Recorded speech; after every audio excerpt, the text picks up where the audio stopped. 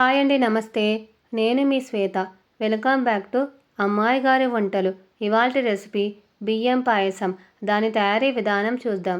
ఒక గిన్నెలో 1 గ్లాస్ బియ్యం సరిపడా వాటర్ని పోసి హాఫ్ అన్ అవర్ నానబెట్టుకోవాలి.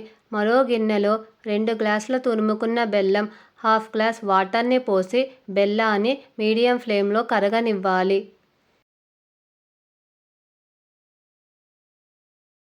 బెల్లం పూర్తిగా కరిగాక దించేసుకొని చల్లారనివ్వాలి. ఒక బౌల్లో హాఫ్ లీటర్ పాలు, 2 గ్లాస్ వాటర్ని పోసి పాలని ఉడకనివ్వాలి.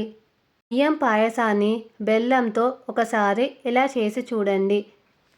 పాల పొంగు వచ్చినప్పుడు గరిటెతో కలుపుకోవాలి. నానబెట్టుకున్న బియ్యంలోని నీళ్ళన్నీ వంపేసుకొని బియ్యాన్ని వేసి 15-20 మినిట్స్ ఉడికించుకోవాలి. 20 మినిట్స్ తర్వాత అన్నం మెతుకు ఉడికిందో లేదో చెక్ చేసుకోవాలి.